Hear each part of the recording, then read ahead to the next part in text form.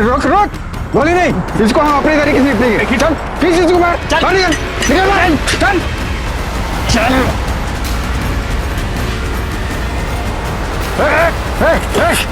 चल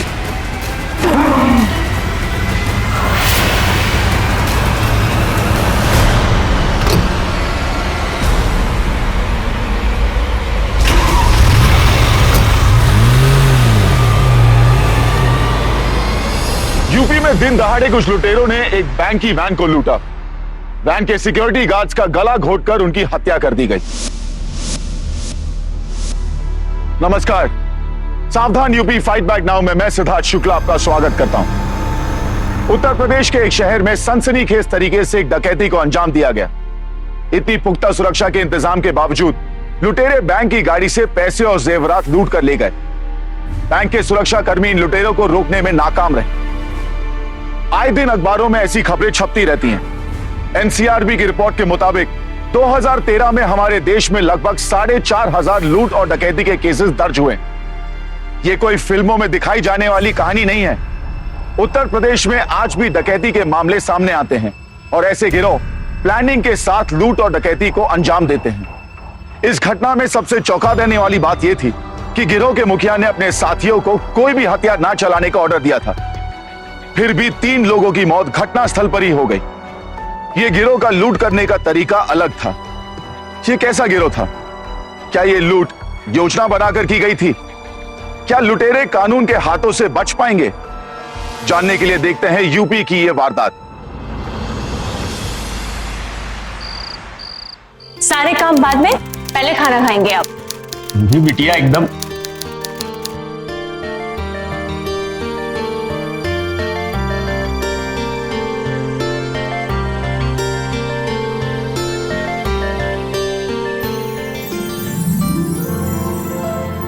हमारी बिटिया जब इस जोड़े को गहनों के साथ पहनेगी तो एकदम राजकुमारी लगेगी, राजकुमारी। मैं कल ही बैंक जाकर बैंक मैनेजर से मिलकर सारे गहने ले आता हूँ। हाँ पापा ले आइएगा, लेकिन अभी आप थोड़ा सा आराम कर दीजिए। इतने दिनों से देख रही हूँ दौड़ भाग कर रहे हैं शादी की। पापा आपको इतनी भी क्या जल्दी है मुझे इस घर से विदा करने की? अरे नहीं रे बेटा, हर बाप की जिंदगी में एक ना एक दिन ये पल तो आता ही है। सॉरी पापा, मैं आपका दिल नहीं दुखाना चाहती थी। अरे कोई बात नहीं मेरा बच्चा, कोई बात नहीं।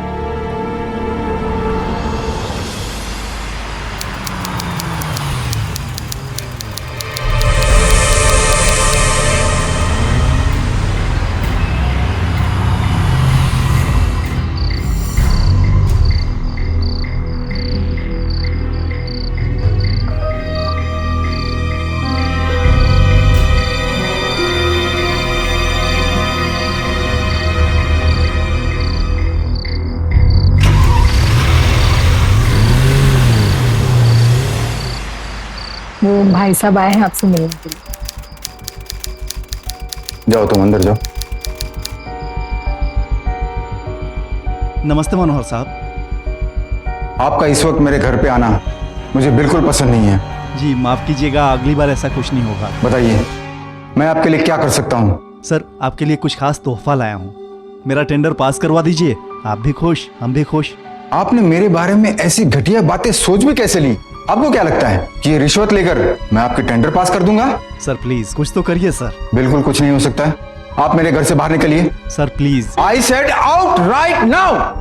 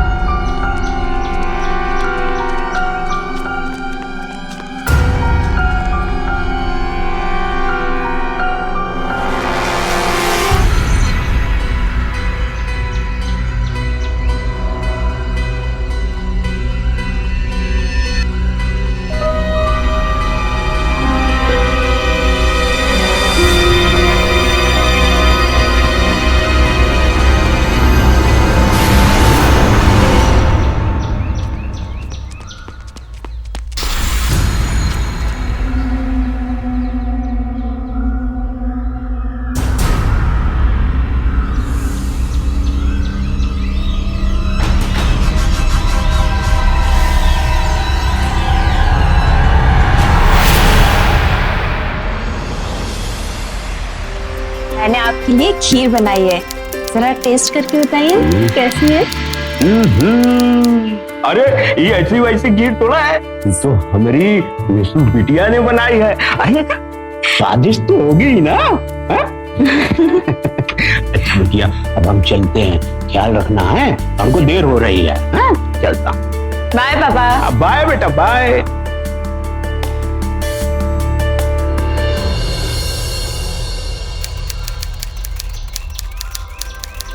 बाय पापा।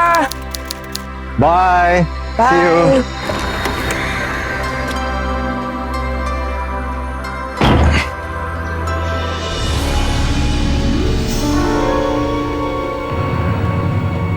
हेलो, मेरा एक आखिरी मीटिंग है जिसकी वजह से लेट होगा, तो जब तक मैं वापस नहीं आता हूँ तब तक सारा काम संभाल लेना साइट पर, ओके?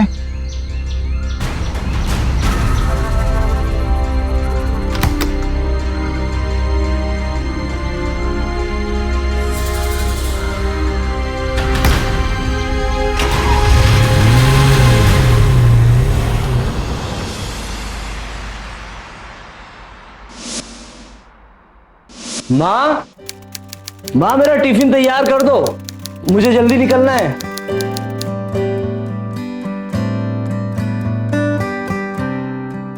माँ, माँ जल्दी करिए, मुझे बहुत लेट हो रहा है। ये ले बेटा टिफिन, अच्छा बैग में डाल दे। थैंक यू माँ।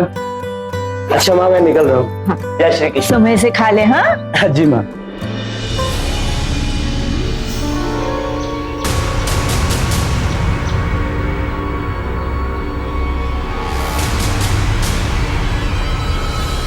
अरे खत्री साहब, कैसे हैं आप?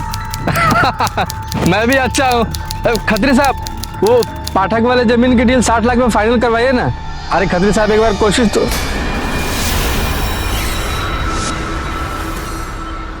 खत्री साहब, मैं आपको बाद में फोन करता हूँ।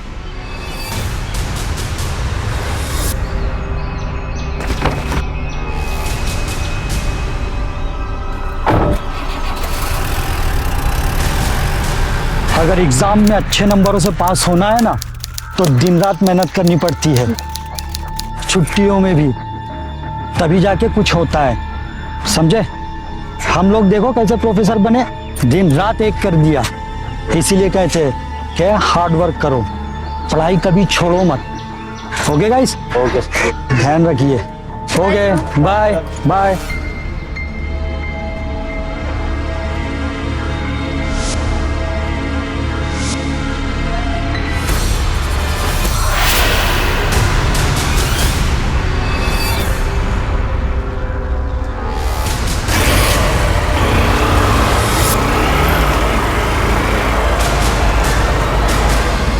ये नंबर किसके लिए लिखा गया था? क्यों मनोहर अलग अलग जगहों पर नंबर 5 का मार्क लगा रहा था? क्या ये रतीश, देव और असलम के लिए कोई सूचना थी? क्यों रतीश, देव और असलम इस मार्क को देखकर हड़बड़ी में कहीं निकल गए? कहां जा रहे थे ये लोग? इन लोगों का इस मार्क से क्या रिश्ता था? ये आम दिखने वाले लोग असल में कौन थे और क्या करने जा रहे थे? काशीनाथ जी, जैसा कि आप जानते हैं कि हम छोटी ब्रांच को बंद करके सारे अकाउंट्स और लॉकर्स वहाँ मेन ब्रांच में ट्रांसफर कर रहे हैं, इसलिए सारे लॉकर्स भी कल वहाँ मेन ब्रांच पे ले जाने हैं। तो कल आप दोपहर को आइए, मैं आपके सारे जेवर निकलवा दूंगा। नहीं मैनेजर साहब, आप जानते नहीं है, हमारी बिटिया की शादी में कुल 48 घंटे बचे हैं। आप नहीं समझ रहे हैं कितनी मुसीबत हो जाएगी। हाँ काशीनाथ जी, मैं आपकी मजबूरी समझ सकता हूँ, पर क्या करूँ, बातें कुछ ऐसी है। पर आप बिल्कुल भरोसा रखिए, आपकी बेटी की शादी में कोई अड़चन नहीं है। ठीक है साहब, ठीक है।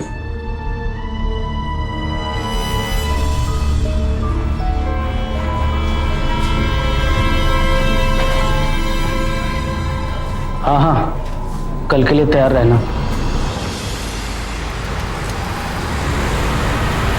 अरे समधी जी, वो आपने कहा था ना 10 तोला सोना और 5 लाख रुपया, हाँ उसका इंतजाम हो गया। अरे हमारी बिटिया की शादी है, धूमधाम से करेंगे साहब जी। बहुत अच्छा। पापा, हाँ। क्या वो लोग मुझे अपने घर की बहू सिर्फ इसलिए बना रहे हैं कि उन्हें दहेज चाहिए? अरे नहीं मेरी भोली बिटिया, ऐसी कोई बात नहीं है। देखो, अगर वो लोग ये सब कुछ हमसे नहीं मांगते तो भी तो हम ये सब कुछ देने ही वाले थे, हैं?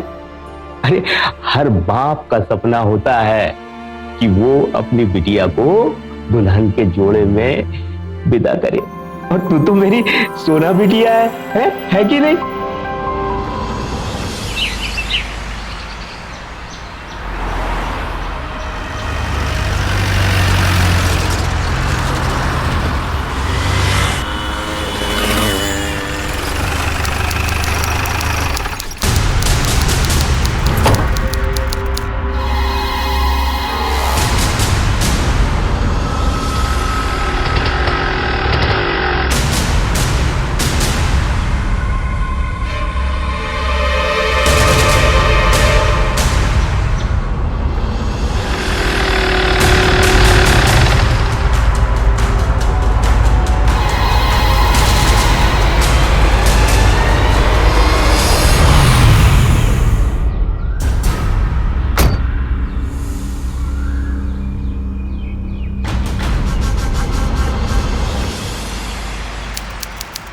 अरे पापा,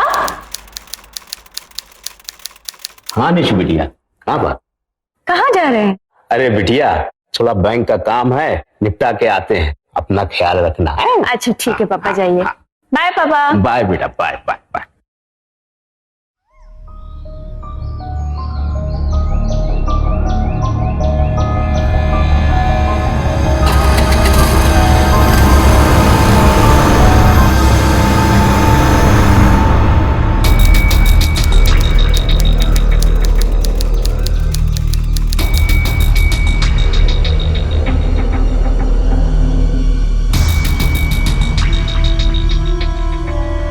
संतराम।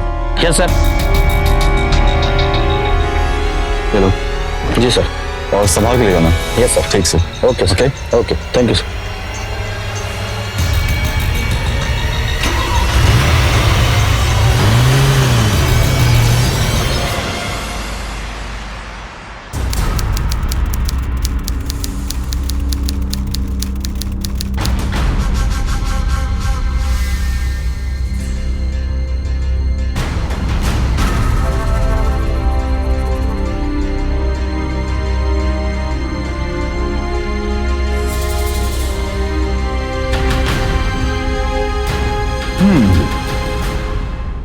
वैन यहां से निकल चुकी होगी, हमें उन्हें उनके रास्ते से भटकाकर यहां लाना होगा। हम लोग पूरी तरह से तैयार हैं। वो लोग हमें आते हुए देख भी नहीं पाएंगे। गुड। सबके पास ये रेडी है ना? गुड। लेकिन एक बात का ध्यान रखना, ये सिर्फ उन्हें डराने धमकाने के लिए है, कोई खून खराबा नहीं होनी चाहिए। ओके। जय मां। जय मां।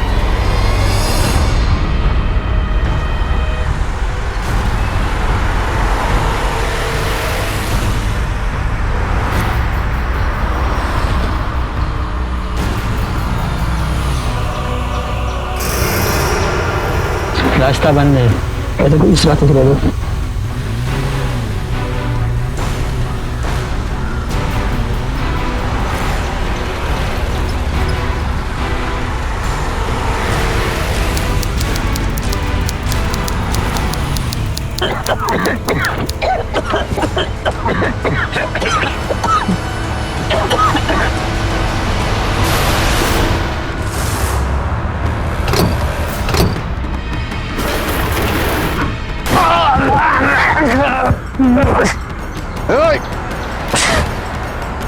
अरे रोक रोक, बोली नहीं, इसको हम अपने तरीके से निपटेंगे। किस चीज को मार? निकल निकल मार, चल।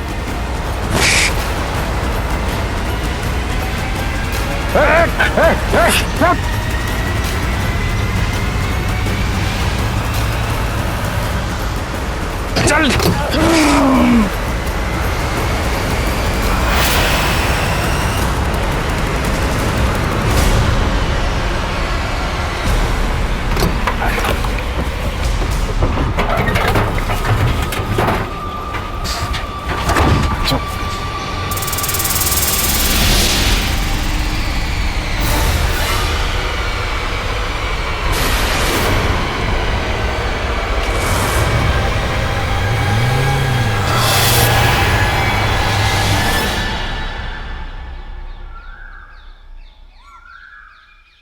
सर, हमें यहाँ पर 3 लाशें मिली हैं, जिनमें से 2 सिक्योरिटी गार्ड और 1 ड्राइवर है।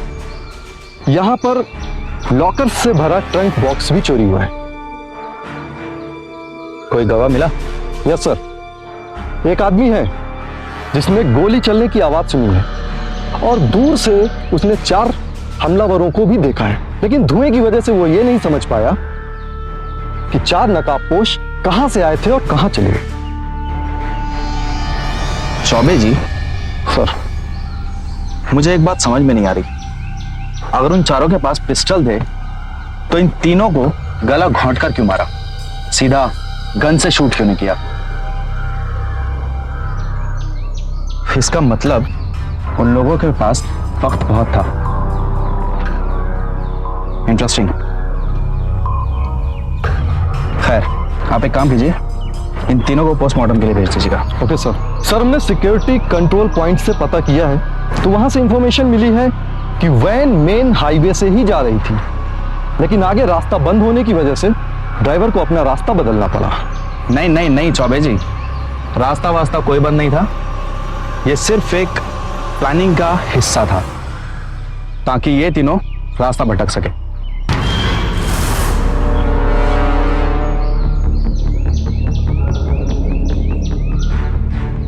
खून का निशान? चौबे जी, इन तीनों की लाश पे एक हल्की सी भी खरोच तक नहीं है। हो ना हो, यह खून उन्हीं चारों में से किसी एक डकैत का है। आप एक काम कीजिए, आसपास के इलाके के जितने भी हॉस्पिटल हैं, जितने भी क्लिनिक हैं, सब में जाइए और पता कीजिए और नजर रखिए। Yes sir. हो ना हो वो डकैत अपने इलाज के लिए वहां आएगा, नजर रखिए। Okay sir. अरे आप लोग ऐसे नहीं जा सकते। अरे आप लोग अंदर नहीं जा सकते। क्या कर रहे हैं आप लोग? अरे अंदर नहीं जा सकते आप लोग ऐसे। अरे ऊपर कौन जा सकता? अरे क्या कर रहे हैं आप? क्या कर रहे हैं आप? लुट गए, हम सब लुट गए। वो कमीने लुटेरे हमारे बैंक के सारे लॉकर उड़ा ले गए। मैनेजर, ये तू हमका कहाँ फंसा दिया रे? हम अपनी बिटिया की शादी के लिए गहने जुटाए थे, तू कहाँ डाल दिया? बिटिया की शादी कैसे होगी? क्या कर रहे हैं आप? छोड़िए। कहाँ जा? बिटिया की शादी कैसे होगी?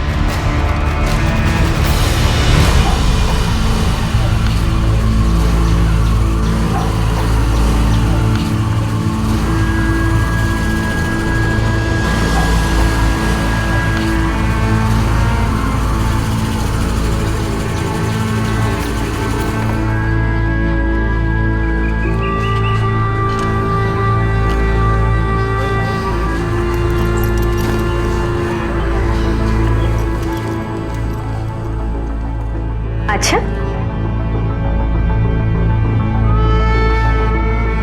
अच्छा, सुनो, मैं तुमसे थोड़ी देर बाद बात करती हूँ।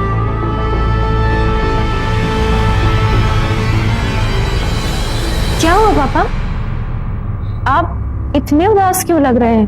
उदास नहीं बिटिया, बस थक गया हूँ। लेकिन पापा। अरे नहीं मेरी बिटिया, अभी आराम कर लूंगा तो ठीक हो जाएगा। हाँ।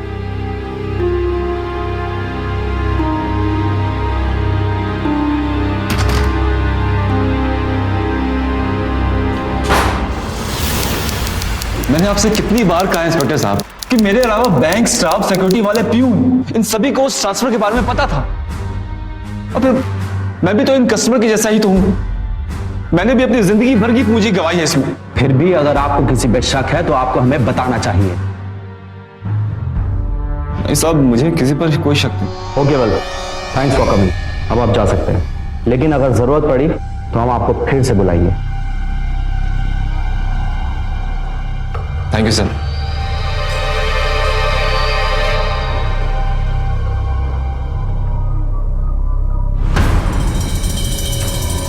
आप बैंक जाइए और वहां जाकर स्टाफ के एक एक मेंबर से अच्छी तरीके से पूछताछ कीजिए, क्योंकि वहां हर किसी को लॉकर ट्रांसफर वाली बात पता थी। और इस बैंक मैनेजर और वॉचमैन पे भी कड़ी नजर रखिए और मुझे स्टाफ, वहां के सिक्योरिटी स्टाफ, बैंक स्टाफ, सबकी हिस्ट्री, उनके फोन कॉल रिकॉर्ड्स सब मुझे चाहिए, क्योंकि कोई ना कोई उन चोरों से जरूर मिला होगा।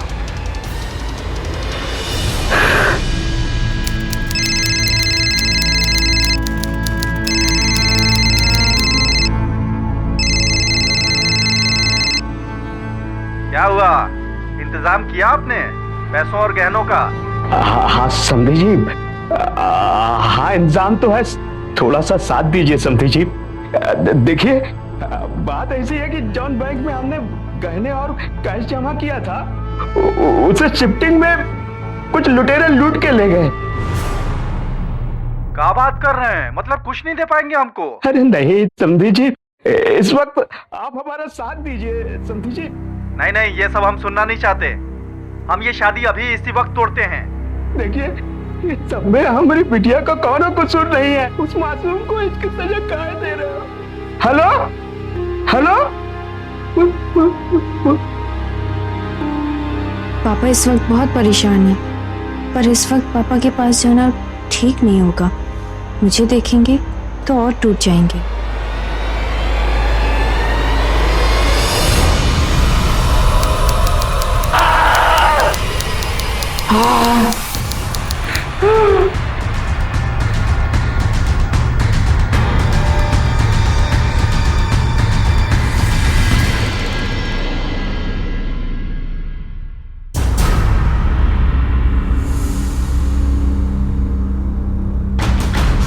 ये आधा सरदार का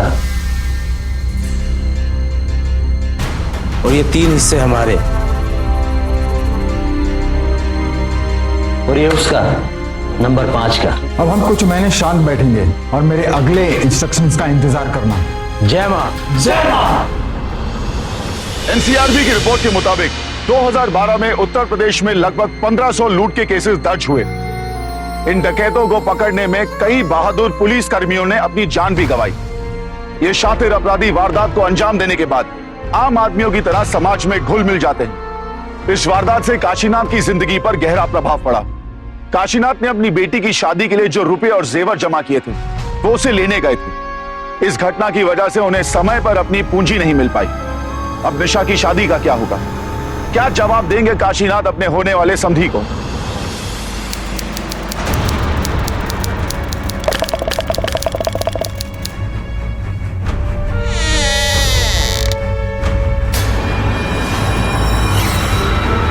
पापा, पापा, पापा, पापा, पापा, पापा, ये आपने क्या किया? पापा उठिए, आप बोलते क्यों नहीं है? पापा आप मुझे ऐसे छोड़ के नहीं जा सकते। पापा उठिए, पापा उठिए। मैनेजर साहब, हमें हमारे रुपए पैसे मिलेंगे कि नहीं वापस? कुछ तो तरकीब सोचिए, ऐसे हाथ में हाथ रखे रहने से कुछ नहीं होगा। यहाँ पे आके शोर मचाने से कुछ नहीं होगा। आप लोगों को जो भी कुछ पूछना है पुलिस स्टेशन जाके पूछिए। चलिए यहाँ से जाइए। एक बात हम भी बहुत अच्छे तरीके से समझ चुके हैं कि ये काम किसी पेशेवर चोरों के गैंग का ही है, जो कि अब अपने नए शिकार की तलाश में होंगे। मैडम मुझे अंदर जाने दीजिए, मुझे बात करनी है, मुझे जाने दीजिए मैडम। ये क्या तरीका अंदर आने का? बाकी लोग भी बाहर लाइन में खड़े हुए अपने पैसे और गहनों की इंक्वायरी के लिए। आप प्लीज बाहर जाइए। मैं यहाँ पैसों और गहनों के लिए नहीं आई हूँ, इंसाफ मांगने आई हूँ। मुझे अपनी पिता की मौत का इंसाफ चाहिए। उन लुटेरों की वजह से मेरे पिता ने आत्महत्या कर ली। वो पिता जिसने मुझे कभी जिंदगी जीना सिखाया। आई एम सॉरी, लेकिन मैं आपको विश्वास दिलाता हूँ कि आपके गुनहगारों को पकड़ने के लिए हम एड़ी चोटी का जोर लगा देंगे। इंस्पेक्टर साहब, उन लुटेरों के बारे में कुछ पता चला? सर कुछ कीजिए, वो हमारे खून पसीने की कमाई थी। सर बैंक मैनेजर हमारी कोई मदद नहीं कर रहे हैं। सर प्लीज कुछ कीजिए आप। कुछ कीजिए सर, कीजिए सर, प्लीज सर, कीजिए सर। देखिए, आप लोग हौसला रखिए, हम अपनी पूरी कोशिश कर रहे हैं। वो लोग चाहे जहां भी छुपे हों, कानून की नजरों से बहुत दिनों तक नहीं बच सकते। आप लोग अपने घर जाइए और हमें अपना काम करने दीजिए। चलो भाई चलो।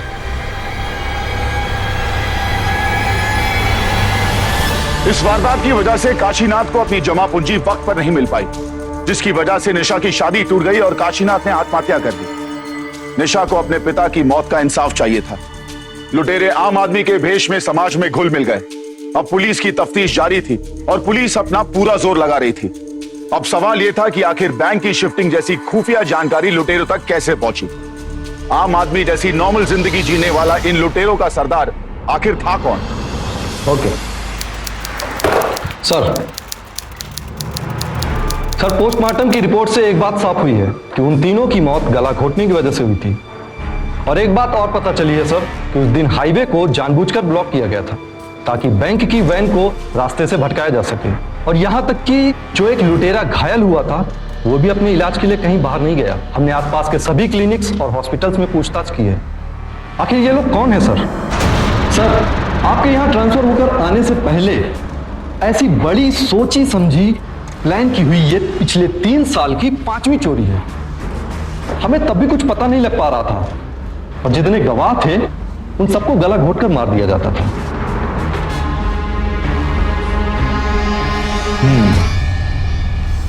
आप उन केसेस की फाइल दीजिए। Yes sir.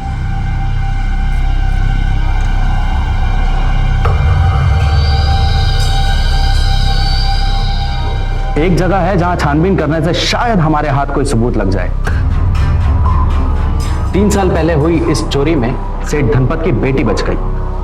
अब सेठ धनपत की बेटी को बुलाइए, शायद अब वहीं से हमारे हाथ कोई सबूत लग जाए।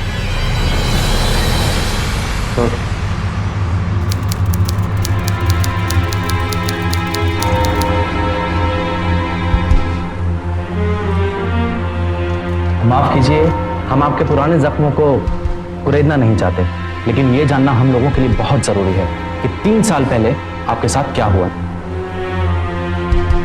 और आपकी शायद इस मदद से हम कुछ जिंदगियों को बचा सकें। 3 साल पहले मेरा एक जानलेवा एक्सीडेंट हुआ था।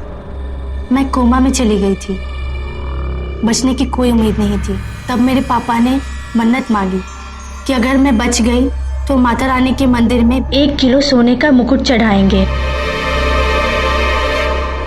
मैं बच तो गई, लेकिन अपने दोनों पैर गंवा दिए। पापा फिर भी खुश थे क्योंकि मैं उनकी नजरों के सामने थी और उसी मन्नत को पूरा करने पंडित जी के साथ मंदिर जा रहे थे। पापा कहाँ है? पापा कहाँ है? पापा पापा पंडित जी क्या हो रहा है सब? पापा कहाँ है? पापा पंडित जी, पंडित जी कौन हो तुम लोग? मेरे पापा को छोड़ो, पापा छोड़ो, मेरे पापा को छोड़ दो। कौन हो तुम लोग? कौन हो तुम लोग? पापा पापा उठो, पापा पापा कुछ तो बोलो पापा। मेरे पापा बहुत बड़े जाने माने बिजनेसमैन थे। हमने उन हत्यारों को पकड़ने की पूरी कोशिश की, लेकिन एक भी हाथ नहीं लगा। आपको उस घटना की कुछ खास बात याद है? I mean, उनका चेहरा, उनकी कदकाठी या उनकी आवाज, कुछ भी? मुझे कुछ भी याद नहीं है। उनके चेहरे पूरी तरह से ढके हुए थे।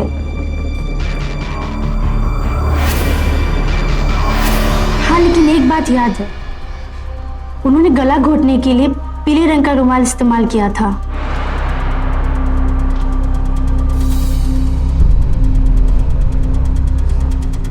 आपका बहुत बहुत शुक्रिया।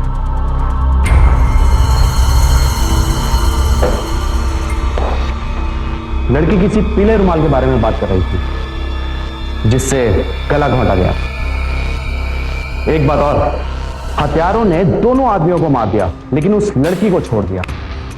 इससे यह बात तो साफ है कि वो कोई मामूली डकैत नहीं है, ठगों की पूरी फौज है। यह बात तो सच है कि पिछले कई सालों से इस गैंग ने अपना आतंक फैला रखा है और पुलिस भी अब तक इनको पकड़ने में नाकामयाब रही है। ये इतनी चालाकी से अपने मकसद को अंजाम देते हैं। ठगी का धंधा सालों पुराना लगता है। ये इनको विरासत में मिलता है अपने बाप दादाओं से, इसीलिए बाहर के किसी भी इंसान को ये अपने गैंग में शामिल नहीं करते। सर पर ये पीले रुमाल का क्या चक्कर है?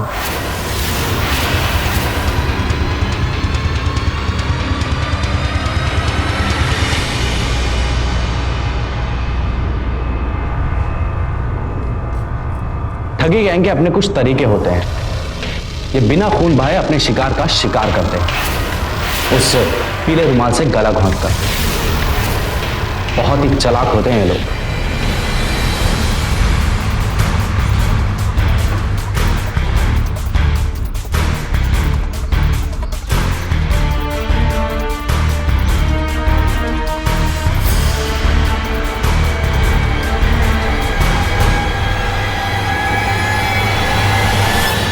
सर, अगर वो ठग आम से लगने वाले लोग हैं तो हम उन्हें पकड़ेंगे कैसे, वो भी बिना किसी सुराग के।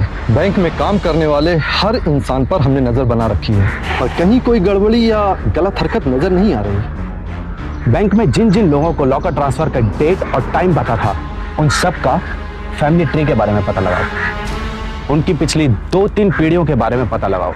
उनके बाप, दादा, परदादा, सबके बारे में। वो कहाँ जाते थे, क्या खाते थे, क्या पीते थे, सब। अब बस यही एक तरीका है, अंधेरे में तीर मारते हैं, शायद निशाने पर लग जाए। Yes sir.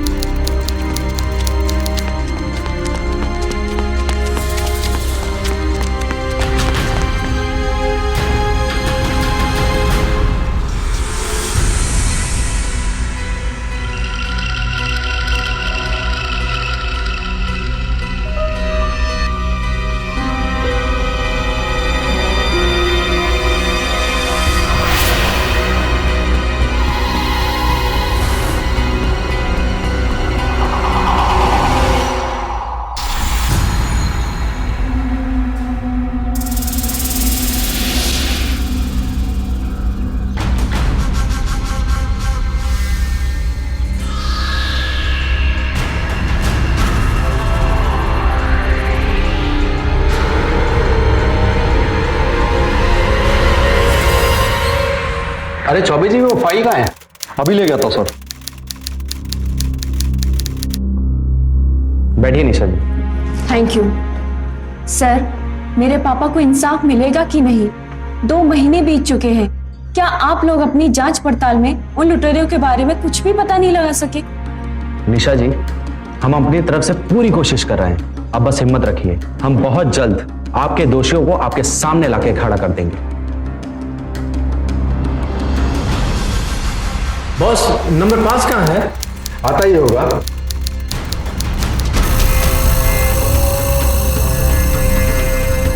लो, आ गया।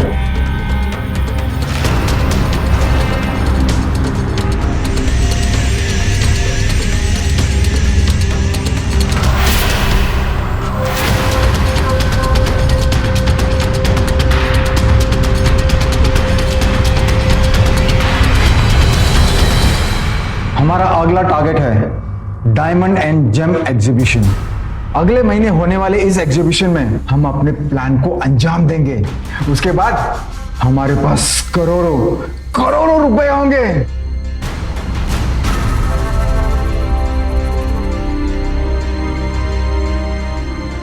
अरे 5 नंबर, क्या हुआ? इतने घबराए हुए क्यों हो? नहीं, ऐसी कोई बात नहीं, मैं ठीक हूँ।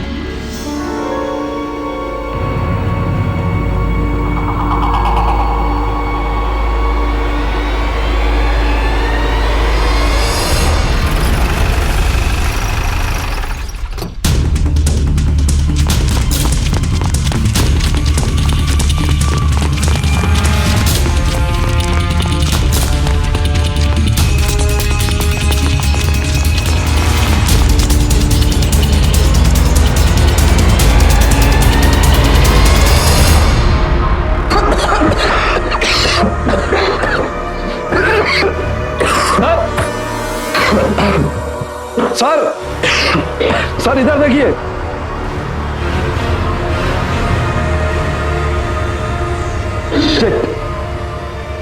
सर, शायद वो सब यहां से भाग के गए हैं।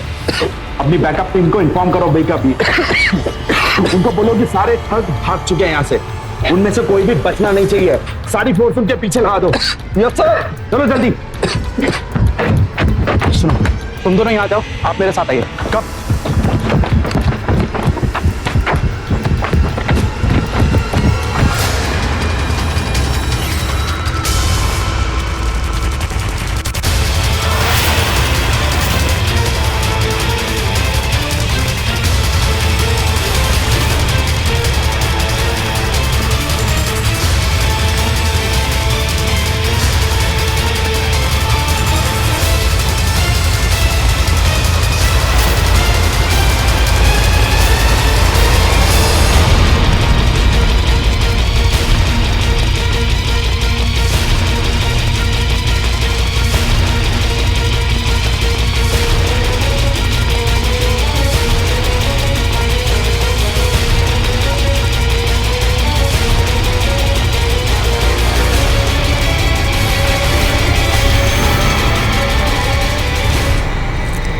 अंजाम बहुत दौड़ाया, अब बताते हैं। चलो। तुम लोगों को कैसे पता लगा कि पुलिस तुम लोगों के पीछे पड़ी है बैंक मैनेजर के साथ? और जैसे ही तुम लोगों को भनक लगी तो तुमने उसे भी मार दिया, क्यों? बोल बोल। नंबर 5 ने खुद ही कबूल किया था कि उसके जरिए पुलिस हम तक पहुंच रही है। साहब, हमारे धंधे का भी उसूल होता है। अपना ये गटर साले, एक तो तुम लोग मासूम लोगों की जान लेते हो, उन्हें लूटते हो, ऊपर से ये उसूलों की बात करता है तू। हम लोग जान रहे थे कि ये कहीं ना कहीं ठग गैंग का ही काम है। वो पीला रुमाल, बिना खून निकाले लोगों को मार डालना, ये सब पुश्तैनी ठगों का ही काम हो सकता है। सबकी कुंडलियां निकाली, जो जो भी बैंक लॉकर के बारे में जानता था, उसमें हम लोगों को पता चला कि बैंक मैनेजर के दादा वो भी ठग रह चुका है। पिछले 30 सालों से फरार है वो। इस तरह हम बैंक मैनेजर तक पहुंचे और फिर उससे हमने अपने तरीके से पूछताछ की।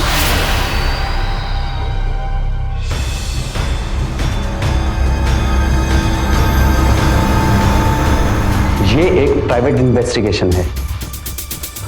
अब तू डिसाइड कर ले कि तू मरना चाहता है या फिर हमें सब सच सच बताना चाहता है। देख मैनेजर, ना तो तेरी कोई फाइल बनेगी और ना ही कोई रिकॉर्ड। किसी गंदे नाले से तेरी लाश मिलेगी और हम भी पंचनामा करके केस को यूं रफा दफा कर देंगे और तुम्हारे घर वाले परेशान होकर घूमते रहेंगे। इसलिए बोल रहा हूं, कबूल दे सर। इंस्पेक्टर साहब, मैंने कुछ नहीं किया, मैं कुछ भी नहीं जानता। कबूल कर ले, सब सच सच बता दे हमें। तेरे पास एक यही आखिरी रास्ता है कि सरकारी गवाह बन जा। अपने बारे में नहीं तो अपने परिवार के बारे में तो बताता। चल बोल, कौन कौन है तेरे गैंग में और कहां कहां रहते हैं? बोल। इंस्पेक्टर साहब, मैं भी उसी गैंग का हिस्सा हूं। चल बोल, तेरे गैंग में और कौन कौन है और कहां कहां रहते हैं, सब बोल। सिर्फ सरदार जानता है कि वो सब कहां रहते हैं। वही हमसे संपर्क करता है। हम तो एक दूसरे को जानते तक भी नहीं। एक दूसरे को हम सिर्फ नंबर से जानते हैं साहब। किसी भी काम को अंजाम देने के बाद हम एक दूसरे से मिलते तक भी नहीं साहब। हाँ, एक नंबर होता है हमारे मिलने का, सिग्नल, और वो भी हमें सरदार ही देता है। इससे ज्यादा मैं कुछ नहीं जानता साहब। तो कोई तो तरीका होगा तेरे सरदार तक पहुंचने का।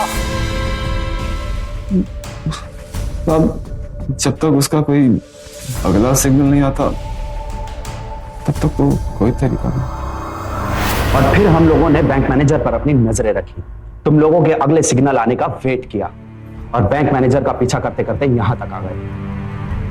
मुजरिम कितना भी शातिर क्यों ना हो, एक ना एक दिन वो कानून के पंजे में फंस ही जाता। जेल में जाओगे तुम लोग और सफर करेगी तुम्हारी फैमिली। वो लोग तो बेचारे शायद जानते भी नहीं होंगे कि तुम लोगों के पीठ के पीछे कितने काले और घिनौने काम करते हैं। माफ करना साहब, गलती हो गई साहब, आगे से ऐसा नहीं होगा साहब। इन चारों के स्टेटमेंट पे दस्तखत ले लो।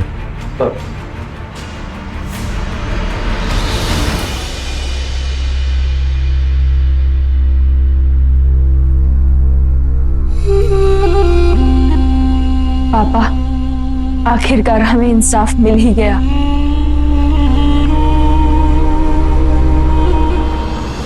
अपनी काबिलियत से उत्तर प्रदेश पुलिस ने इतना मुश्किल केस सॉल्व किया और इन लुटेरों को इनकी सही जगह पहुंचाया, यानी कि सलाखों के पीछे।